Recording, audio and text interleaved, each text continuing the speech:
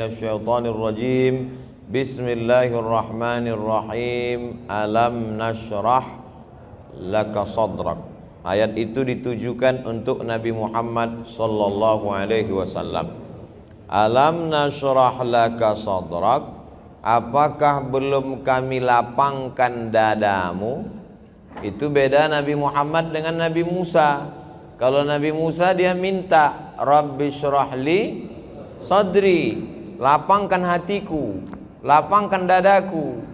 Tapi Nabi Muhammad SAW dia tidak meminta, Allah sudah memberi. Alam nashrah laka sadrak. Apakah belum kulapangkan dadamu?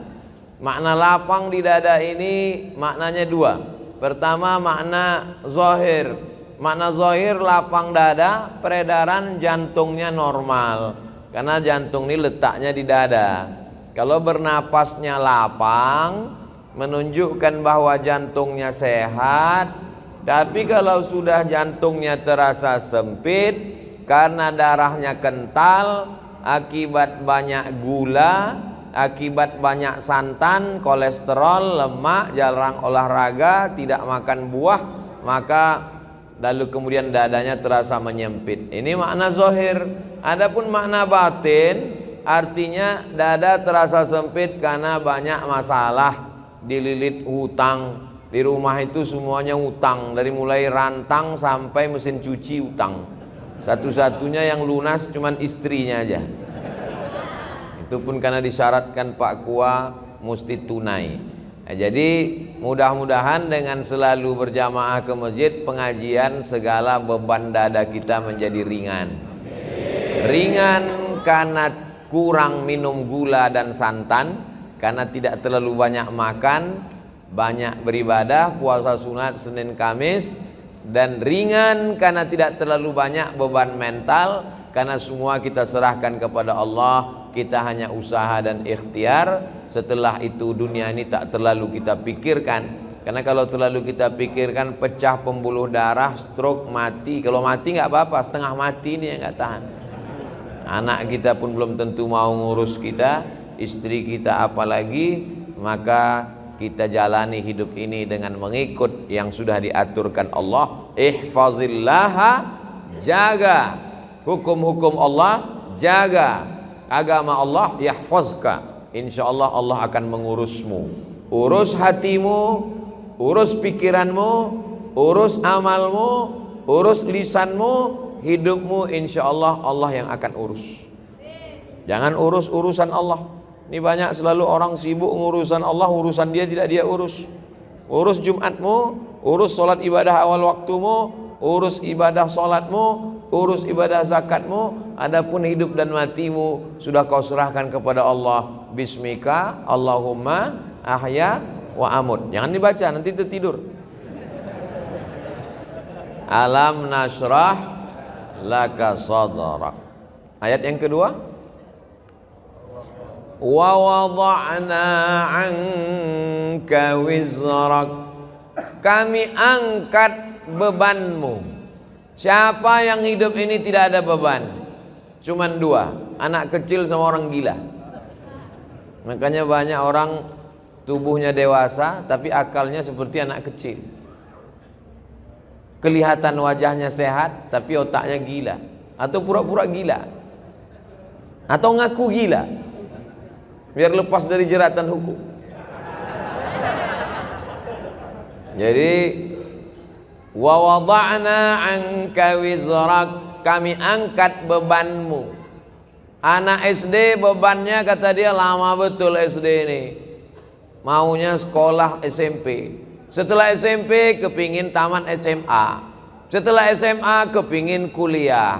Selesai S1 wisuda belum diterima kerja. Yang udah kerja ingin nikah. Setelah nikah, nampaknya nanti kalau udah nikah selesai masalah. Ditanya orang, istrinya sudah hamil apa belum? Istri hamil, melahirkan anak, ternyata anak perempuan. Pengennya anak laki-laki. Yang punya anak laki-laki pengen anak perempuan. Ada anak perempuan, ada anak laki-laki, muncul lagi satu lagi anak LGBT. Nauzubillah. Gara-gara tidak dididik agama. Jadi sebetulnya hidup ini penuh dengan beban. Orang yang hidupnya tidak ada beban adalah orang yang ridha menerima ketetapan Allah Subhanahu wa taala. Sakit, ridha bahwa dengan sakit Allah hapus dosa-dosanya.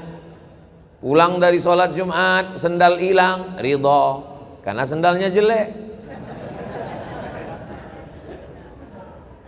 Raditu billahi Rabba, ridha menerima ketetapan Allah Subhanahu wa taala. Oleh sebab itu, kita tidak ingin jadi anak-anak karena kita sudah dewasa. Kita juga tidak mau jadi orang gila karena kita dikasih Allah waras, akal sehat. Maka kita mesti dalam hidup ini jangan hidup jadikan beban, karena ini kesempatan. Berapa banyak orang ingin hidup tapi tidak dikasih hidup.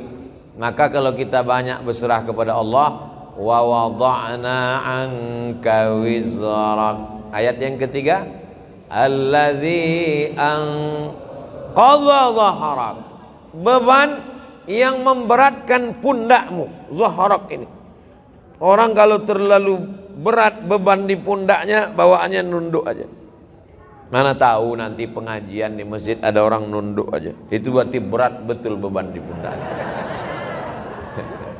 Tapi di masjid kita Masya Allah nggak ada. Nampaknya inilah jamaah yang nggak ada beban, cuman lapar aja dikit.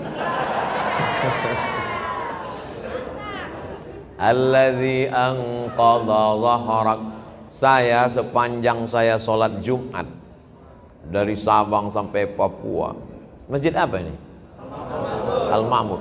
Di Masjid Al-Ma'mur inilah sholat Jumat rasa ikut MTQ. Suara imamnya melengking, senang saya. Makmumnya lebih melengking. Amin. Luar biasa. Itu suara anak-anak di atas. Waktu saya khutbah tadi pun dia melengking juga di atas. Gak pernah saya marah anak-anak ribut waktu khutbah. Sepanjang sejarah saya khutbah belum pernah saya kata itu anak-anak diam. Gak pernah. Karena kalau di Masjid Al-Ma'mur masih ada anak-anak ribut melengking, berarti tahun 2050 Masjid Al-Ma'mur masih ramai. 2050 kita udah mati, Pak. 2050 Bapak udah nggak ada lagi. Saya masih. 2050 yang akan memakmurkan Masjid Al-Ma'mur. Itu ketua bagian pembangunan. Ini yang bawa proposal. Inilah yang akan, mereka inilah yang akan memakmurkan masjid. Makanya anak-anak kita bawa ke masjid. Ini banyak kadang bapak-bapak mau bawa anak, kata ibunya, gak usah mas, ribut, malu kita. Biarkan aja dia datang ke masjid. Biar supaya dia jangan ribut, suruh jaga sendal. Bapak Ibu yang dimuliakan Allah, wa wada'na 'anka wizrak alladzi anqadha dhahrak. Kalau dipikirkan beban hidup ini, zaman dulu orang yang dipikirkannya cuma anaknya, yang dipikirkannya cuma istrinya, yang dipikirkannya cuma suaminya. Zaman sekarang istri orang Korea pun dipikirkannya juga. Kenapa? Nonton drakor. Istri artis, anak artis, pejabat, semua masuk berita, semua mau dia pikirkan. Zaman dulu yang dipikirkan orang cuma Abu Jahal sama Abu Lahab. Sekarang bermunculan macam-macam Abu. Maka rusak pikiran kita. Yang penting kita serahkan kepada Allah. Kalau banyak stres, pusing kepala, banyak beban, alam nashrah laka sadrak wa wada'na anka wizrak alladzi anqadha dhahrak. Kalau engkau sudah diberi Allah 3, kalau sudah dikasih Allah 3, dilapangkan dadamu, diangkat bebanmu yang membebani pundakmu, maka Allah kasih yang keempat. Apa dia? Wa rafa'na laka, kami angkat nama. Syaratnya 3.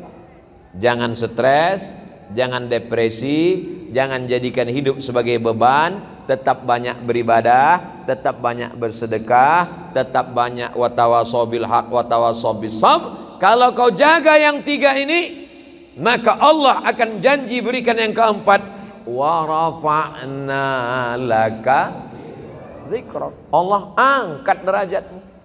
Mana contoh orang yang diangkat Allah derajatnya? Nih mereka di atas. Sedikit lagi sampai ke langit. Kita yang ada di masjid ini adalah orang yang diangkat Allah derajatnya. Berapa banyak orang yang lebih sehat dari kita, lebih kaya dari kita, lebih ganteng dari kita, lebih tenang dari kita, lebih nyaman dari kita, lebih tinggi jabatannya dari kita, tapi tidak tergerak hatinya untuk sholat Jumat. Sekarang dia sedang berada di kantornya di ruang AC yang dingin, tak terbuka pintu hatinya. Kita dipilih oleh Allah untuk datang ke rumahnya ini. Inilah wa rafa'na laka dzikrak. Mereka yang tidak sholat Jumat, matinya akan dimakan cacing tanah. Betul? Kita sama juga. Sama, tak ada beda. Cuman bedanya kita lepas dari man tarakal jumu'ata thalatha marratin. Siapa yang meninggalkan sholat Jumat 3 kali berturut-turut, tahawunan, karena menyepelekan, taba'allahu ala qalbih, Allah kunci pintu hatinya, Allah sumbat telinganya, Allah tutup matanya. Summum bukmun umyun, peka, tuli, bisu, buta, fahum la yarji'un, tak bisa kembali ke jalan yang benar. Kita alhamdulillah dengar ceramah ustadz sedikit takut, dengar ceramah ustadz ingin masuk surga, dengar ceramah ustadz takut masuk neraka. Itulah yang dimaksud kami angkat namamu. Kita tidak terkenal, kita tidak terkenal. Paling-paling kalau punya Instagram followernya 6 juta paling, nggak terlalu terkenal. Subscribernya paling 1 juta. Kalau dibandingkan artis-artis, kita tidak terkenal. Yang penting kita dikenal oleh malaikat. Catatan amal kita dilihat malaikat pagi, petang, siang, malam. Malaikat bertanya. Waktu malaikat pagi bawa catatan sore, malaikat sore bawa catatan malam. Malaikat penjaga pintu langit bertanya, ini amal siapa? Amal anak muda dari Masjid Al-Ma'mur. Anak muda yang lain mana? Sakau. Anak muda yang lain mana? Ngelem. Anak muda yang lain mana? Pacaran. Anak muda yang lain mana? Geng motor. Anak muda yang lain mana? Homo. Nauzubillah, nauzubillah, nauzubillah. Anak muda yang lain mana? Tawuran. Tapi ada anak muda yang istiqomah sholat Jumat. Alhamdulillah Pak Ustadz, anak saya senang dengar ceramah Ustadz. Sholatnya gimana Bu? Istiqomah, Jumat terus. Subuh, zuhur, asar, maghrib, isya nyusul Pak Ustadz. Yang satu lagi, gimana anaknya Bu? Alhamdulillah Pak Ustadz. Anak ibu, anak bapak udah ikut gimana sekarang? Biker subuhan. Terus subuh aja Pak Ustadz. Bertahap, berproses. Ustadz kenapa terus anak muda? Orang tua ke masjid memang wajar. Liang lahat udah dekat. Yang tua jangan tersinggung, karena malaikat maut kalau nyabut nyawa nggak lihat akte kelahiran. Ustadz Abdul Somad bisa aja mati sedang khutbah. Ustadz Abdul Somad bisa aja mati sedang ceramah. Maka selalu saya sampaikan, kalau saya meninggal di Sumatera, makam saya di sini. Kalau saya meninggal di Jakarta, kuburan saya di sini. Mana tahu, jangan sampai kita menyusahkan orang. Ini Ustadz Somad ini waktu hidupnya nyusahkan, ngundangnya susah betul. Udah mati pun susah juga. Bawa jenazahnya lagi ke Riau. Mana jenazah lebih mahal daripada orang hidup lagi. Masuk kargo lagi. Jadi kalau kita mau diangkat Allah derajat, lapangkan dada, serahkan hidup dengan Allah. Wa rafa'na laka dzikrak. Adapun kesulitan hidup, dari mulai rezeki, jodoh, anak, keluarga, kerja, ekonomi, sosial, politik, 2 kali Allah janjikan, fa inna ma'al usri yusra. Diulang sekali lagi, inna ma'al usri. Makanya kalau hidupmu susah, fa inna ma'al usri yusra, inna ma'al usri yusra, fa inna ma'al usri yusra, inna ma'al usri yusra, fa inna ma'al usri yusra, inna ma'al usri yusra. Nama anakmu siapa? Yusra. Gimana hidupnya? Sulit terus Pak Ustaz. Kalau engkau sulit setelah berusaha, sesungguhnya Allah ingin engkau di makom itu, karena Allah menurut ilmunya engkau hanya layaknya di situ. Sama seperti anak kecil minta pisau, umur 5 tahun, minta pisau mah, minta pisau, minta pisau. Dikasih apa enggak? Enggak. Karena kalau dikasih pisau dia akan potong, semua dipotong, kulkasnya dipotong, kabelnya dipotong. Makom kamu cuma sampai di sini. Kalau kamu lebih daripada ini, nanti kamu jadi kufur. Abdul Somad, makommu cuma sampai di sini aja.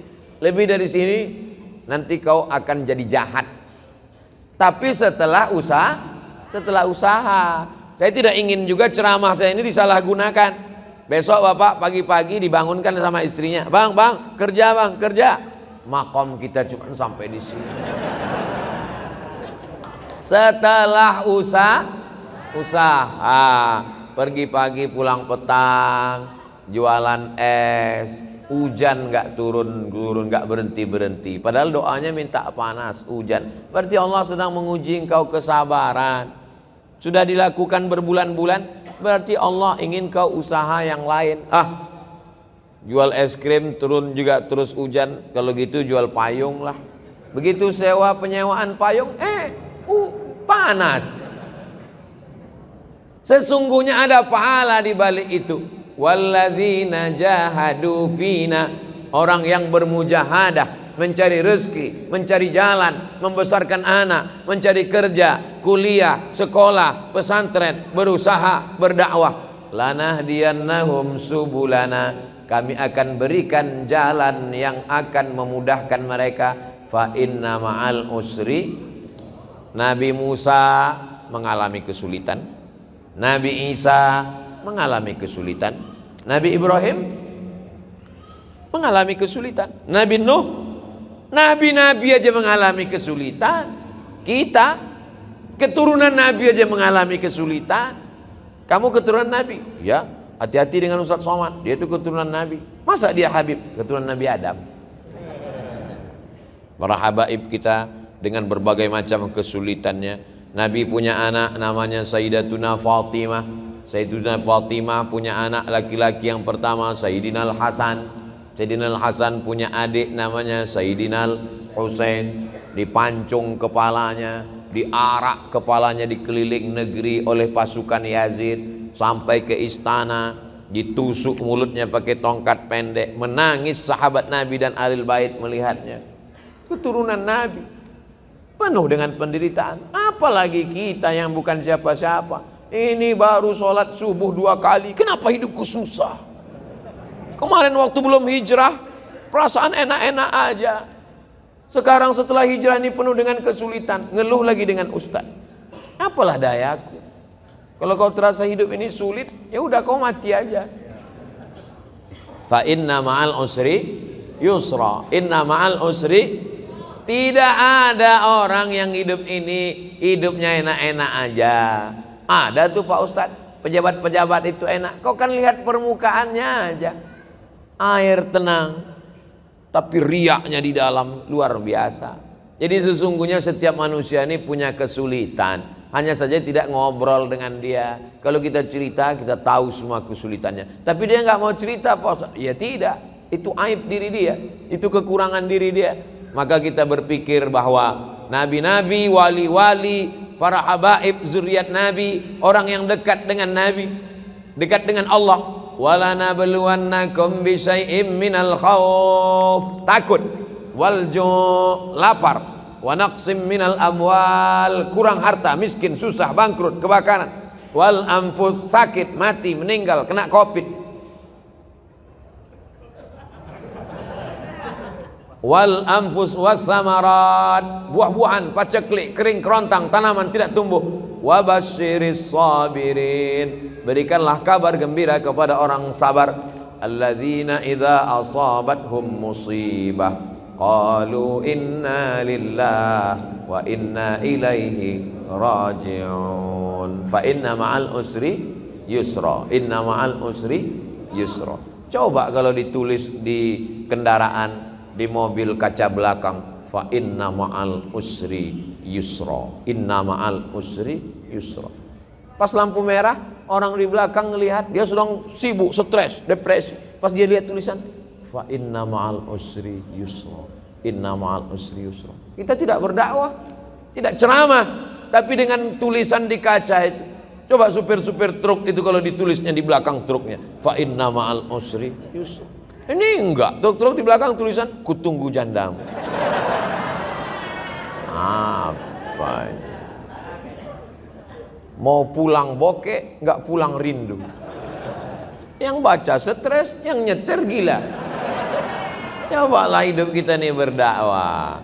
Cuman kalau ayat-ayat Quran ditulis di baju, kalau bisa jangan. Karena nanti ayat bajunya dibawa masuk mesin cuci, diinjak-injak, disetrika. Bajunya nggak dipakai lagi, dipakai untuk ngepel, untuk keset kaki. Fa inna ma'al usri yusra. Durhaka kita kepada Allah. Jadi yang ada tulisan-tulisan itu digunting, surat-surat undangan nikah itu kalau bisa jangan tulis wa min ayatihi an khalaqalakum, terjemahnya aja. Kalau terjemah tulis Latin, kalau bisa dibakar, ada ayat-ayat Al-Qur'an. Fa inna ma'al usri yusra. Inna ma'al usri yusra. Apa ayat berikutnya? Fa idza faraghta fansab. Kalau sudah selesai dari satu kegiatan, pindahlah kegiatan berikutnya. Alhamdulillah udah bangun masjid Pak Ustadz, bangun masjid satu lagi. Alhamdulillah sudah buat rumah Quran Pak Ustadz, buat rumah Quran satu lagi. Alhamdulillah sudah bangun pondok tahfiz Quran Pak Ustadz, buat lagi. Alhamdulillah sudah selesai S1 Pak Ustadz, lanjutkan S2. Alhamdulillah sudah nikah Pak Ustadz. Saya mancing-mancing aja. Mereka berani ini kan karena nggak ada ibu-ibu. Tapi jangan lupa mata-mata ada. Fa idza faraghta fansab. Jangan pernah berhenti berkayuh. Berhenti berkayuh berarti jatuh. Bisa untuk update status yang ini. Kalau kau berhenti berkayuh berarti jatuh. Dari mana Ustaz temukan itu? Filosofi waktu naik sepeda. Berhenti berkayuh berarti kau akan tenggelam. Dari mana Ustaz dapatkan itu? Ketika sedang diving, mesti terus berkayuh. Begitu juga dengan naik perahu ketika arung jeram, mesti terus berkayuh. Kalau tidak, maka kita akan terbawa oleh arus. Kapan kita berhenti? Ketika malaikat maut datang mencabut nyawa, malaikat datang memanggil kita, ya ayyatuhan nafsul mutmainnah, irji'i ila rabbiki radiyatan mardiyah, fadkhuli fi ibadi wadkhuli jannati. Saat itu kita akan mati tersenyum karena aktivitas sudah selesai. Fa idza faragta fansab. Kalau selesai khutbah maka salatlah. Kalau selesai salat tausiah. Selesai tausiah nanti akan pindah ke tempat tausiah satu lagi. Habis itu nanti malam. Habis itu besok pagi. Hari Ahad pulang ke Riau. Habis itu ke Kalimantan Barat. Setelah itu ke Batam. Habis itu nggak ingat lagi jadwal. Jangan pernah berhenti. Saya tidak mau anak-anak muda ini bawaannya letoy, loyo, lunglai, lemas, bawaannya mau mati. Marah yang tua semangat. Itu tadi kalau kita dengarkan suara imam tadi, kalau tidak dilihat wajahnya direkam video, suaranya, coba tebak, rekam, bawa pulang ke rumah, tes sama orang rumah. Berapa umur imam? Pasti dia bilang ini kayaknya SMP kelas 3. Suaranya melengking. Saya kalau imam suara melengking semangat saya. Tapi kalau sudah Bismillahirrahmanirrahim, bawaannya mau sholat jenazah aja. Allahu Akbar. Fa idza farata fansab. Tapi jangan sombong. Masjid itu kalau bukan saya yang buat, enggak berdiri. Pesantren itu kalau bukan saya yang mimpin, enggak jadi. Anak itu kalau bukan saya yang nyekolahkan, enggak boleh. Makanya ujungnya wa ila rabbika farghab. Sudah berusaha, jangan putus asa, berdoa. Wa ila rabbika farghab. Ayat yang selalu saya baca dalam salat Alam Nasrah, khususnya salat sunat tahiyatul masjid selalu Alam Nasrah. Apalagi kalau sudah tekanan itu kuat sekali, baca medsos sakit kepala. Alam nasrah laka sadrak wa wada'na 'anka wizrak alladhi anqadha dhahrak wa rafa'na laka dhikrak fa inna ma'al usri yusra inna ma'al usri yusra fa idza faragta fansab wa ila rabbika farghab. Ustaz, saya dililit utang. Ayat apa yang saya baca Pak Ustaz?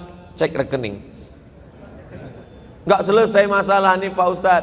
Alam nasrah laka sadrak. Maka insyaallah idza tuliyat alaihim zadathum imana. Kalau dibacakan ayat bertambah iman. Wa idza quri'al Qur'an, kalau Quran dibacakan, fastami'u lahu, dengar baik-baik, wa ansitu, diam, la'allakum turhamun.